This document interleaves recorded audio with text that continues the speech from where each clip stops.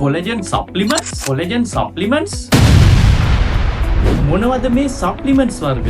හැම රැලි වැටෙන එක, හැම එල්ල වැටෙන එක මේකේ නවතිනවද? මේකත් එක්ක විටමින් C බොන්න ඕනේද? පැහැදිලි ප්‍රතිඵලයක් ලබා ගන්න නම් දවසට කොච්චර ප්‍රමාණයක්, කොච්චර කාලයක් ලබා ගන්න ඕනේද?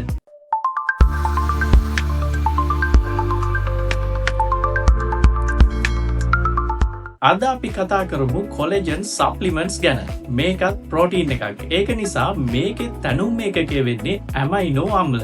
විශේෂයෙන්ම මේ කොලජන් කියන ප්‍රෝටීනය නිෂ්පාදනය කරන්න ග්ලයිසින්, ප්‍රෝලීන්, හයිඩ්‍රොක්සි ප්‍රෝලීන් කියන ඇමයිනෝ අම්ල තුන දායක වෙනවා. ඒක නිසා මේ වෙනකොට විවිධ පරීක්ෂණ කරමින් නිෂ්පාදන ආයතන තමන්ගේ කොලජන් ප්‍රොඩක්ට් එක ඉහළ ගුණාත්මක භාවයෙන් යුක්තව නිෂ්පාදනය කරන්න කටයුතු කරනවා. මේ නිසා අපිට මේ වෙනකොට විවිධ කොලජන් නිෂ්පාදන ටැබ්ලට්, කැප්සූල්, ලික්විඩ්, පවුඩර් කියන මේ හැම ආකාරයකින්ම දකින්න පුළුවන් වෙනවා. ඒ වගේම තවත් කාරණාවක් නම් අපේ ශරීරයේ මේ කොලජන් කියන එක ස්වාභාවිකවම නිෂ්පාදනය වෙනවා. ඒ වුණාට ඔයාලා දන්නවද වයස අවුරුදු 20න් වගේ පස්සේ අපි මේ ශරීරයේ නිෂ්පාදනය වෙන ස්වාභාවික කොලජන් ප්‍රමාණය අවුරුද්දට 100%කින් වගේ හැම අවුරුද්දෙම අඩු වෙනවා කියලා පරීක්ෂණ වාර්තා පෙන්වා දෙනවා. තවත් දෙයක් තමයි හුඟක් දෙනෙක්ට විවිධ හේතුන් නිසා විශේෂයෙන්ම සමබල ආහාර වේලක් ලබා ගැනීමට නොහැකිවීම, රැකියාවේ තියෙන අධික කාර්යබහුලත්වය වගේ දේවල් නිසා ශරීරයට අවශ්‍ය කරන කොලජන් ප්‍රමාණය ලබා දීමට නොහැකි වෙලා තියෙනවා. ඒ නිසා ශරීරයේ දැනට පවතින ස්වාභාවික කොලජන් ප්‍රමාණය බිඳ වැටෙනවා වගේම අපිට අවශ්‍ය කරන කොලජන් ප්‍රමාණය අඩු වෙන්න පුළුවන්. මේ නිසා තමයි ඔයාගේ ස්කින් එකේ රින්කල්ස්, එහෙමත් නැත්නම් හැම රැලි වැටීම, හැම එල්ලා වැටීම, වයසට වඩා පෙනුමක් බාහිරයට පෙනීම වගේ දේවල් ඇති වෙන්නේ. ඒ විතරක් නෙමෙයි, හිස කෙස් සහ නියපොතු ආශ්‍රිත ගැටලු, සන්ධි සහ අස්ථි ආශ්‍රිත ගැටලු, මාංශපේශී දුර්වලතාවයන් වගේ අවස්ථාවන් වලට අපිට මුහුණ දීමට සිද්ධ වෙනවා. ඉතින් මේ වගේ අවස්ථාවන් වල වෛද්‍යවරුන් පවා මේ කොලජන් සප්ලිමන්ට්ස් රෙකමන්ඩ් කරනවා. මේ වෙනකොට වෙළඳපොලේ අපිට ප්‍රධාන වශයෙන් කොලජන් වර්ග 3ක් හඳුනා ගන්න පුළුවන්. අංක 1 හයිඩ්‍රොලයිස් කොලජන්. මේ කොලජන් වර්ගය තමයි හොඳම කොලජන් වර්ගය වෙන්නේ. මොකද මම එහෙම කියන්නේ මේකේ තියෙන කොලජන් ඉතා කුඩා දාම විදිහට, ඒ කියන්නේ පෙප්ටයිඩ් විදිහට, ඩයිපෙප්ටයිඩ්, ට්‍රයිපෙප්ටයිඩ් වගේ කුඩා දාම විදිහට කඩලා තියෙනවා. ඉතින් මේක නිසා මේක අපේ ශරීරයට ලබා ගත්තට පස්සේ ඇඟට ඇබ්සෝබ් කරගන්න ඉතාමත් පහසු වෙනවා. අංක 2 අන්ඩිනේචර්ඩ් කොලජන්. ඉතින් මේ කොලජන් ආකාරය කිසිදු වෙනසක් සිදු නොකර ඒ ආකාරයෙන්ම පවතිනවා. ඒක නිසා අපි මේ වර්ගයේ කොලජන් එකක් ශරීරයට ලබා ගත්තම ඒක අපේ ශරීරයට අවශෝෂණය කිරීමේ ප්‍රතිශතයේ යම්කිසි අඩුවක් දකින්න පුළුවන්. කොහොම වුණත් සමහර අවස්ථාවල අස්ථි සහ සන්ධි ආශ්‍රිත රෝගයන් වලට වෛද්‍යවරුන් මේ ආකාරයේ කොලජන් නිර්දේශ කරනවා. අංක 3 ජෙලටින්. ඉතින් මේ ආකාරය නම් ෆුඩ් ඉන්ග්‍රීඩියන්ට් එකක් විදිහට තමයි භාවිතා වෙන්නේ. ඒ කියන්නේ ස්මූති එකක්, සුප් එකක් වගේ පිසින ලද ආහාරයකට එකතු කිරීමෙන් අපිට මේ කොලජන් ආකාරය භාවිතා කරන්න පුළුවන්. මේ අවස්ථාවේදී අපි කොලජන් රත් කිරීමට, පිසීමට ලක් කරන නිසා යම්කිසි අවස්ථාවන් වල මේ කොලජන් වල තියෙන ගුණාත්මක භාවයට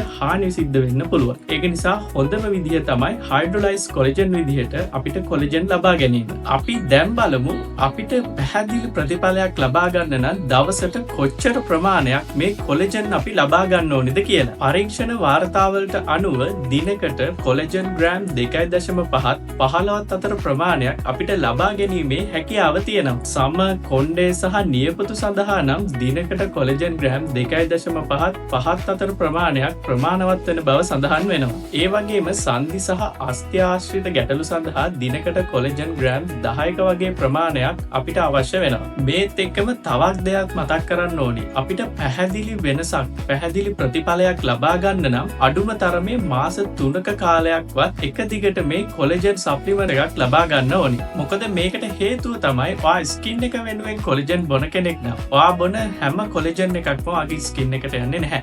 ශරීරයට අවශ්‍ය කරන අනිකුත් තැන් වලටත් මේ කොලජන් ශරීරය විසින් බෙදා හරිනවා.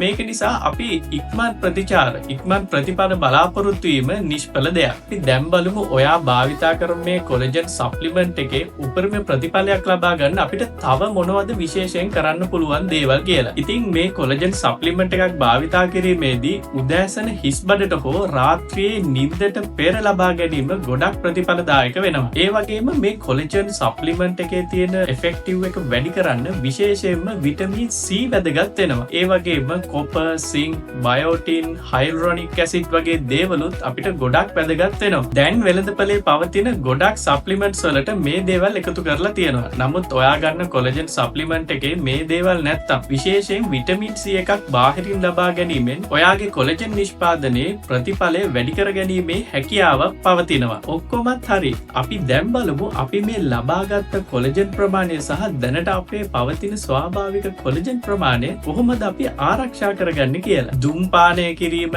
ඇල්කොහොල් භාවිතය, අධිකව සීනි භාවිතා කිරීම සහ කිරු එළියට අධිකව නිරාවරණය වීම මගින් ඔයාගේ මේ පවතින කොලජන් ප්‍රමාණය බිඳ වැටෙන්න පුළුවන්. ඉතින් මේක නිසා මේ වගේ පුළුවන් තරම් වැළකී සිටීමෙන් අපේ මේ ශරීරයේ පවතින කොලජන් ප්‍රමාණය ආරක්ෂා කරගන්න පුළුවන්. තවත් විශේෂම කාරණාවක් තමයි දැනටමත් ඔයා ප්‍රෙග්නන්සි පීරියඩ් එකක ඉන්නවනම්, එහෙමත් නැත්නම් කිරි දෙන කාල සීමාවක ඉන්නවනම්, එහෙමත් නැත්නම් ඔයා දරුවෙක් බලාපොරොත්තුවෙන් ඉන්න කෙනෙක් නම් මේ වගේ කොලජන් සප්ලිමන්ට් එකක් භාවිතා කරන්න කලින් වෛද්‍යවරයෙක්ගේ උපදෙස් ලබා ගැනීම අනිවාර්ය වෙනවා. අද මම කතා කරේ කොලජන් සප්ලිමන්ට්ස් ගැන විතරයි. ඉතින් තවත් විද්‍යාත්මක තොරතුරු කොලජන් ගැන මම ඉදිරියේදී වීඩියෝස් වලින් අරගෙන එන්නම්. ඔයාට මේ සප්ලිමන්ට් ගැන තවත් මොනවා හරි ප්‍රශ්න තියෙනවා නම් පහලින් කමෙන්ට් එකක් දාන්න. මේ වීඩියෝ එක වැදගත් වුණා නම් තව කෙනෙක්ට බලන්න ෂෙයා කරන්නත් අමතක කරන්න එපා. ඒ වගේම අපේ මේ හෙල්ත් කම්පාස් channel එක දැම්ම subscribe කරන්න. තවත් වීඩියෝ එකකින් හමු වෙනකල්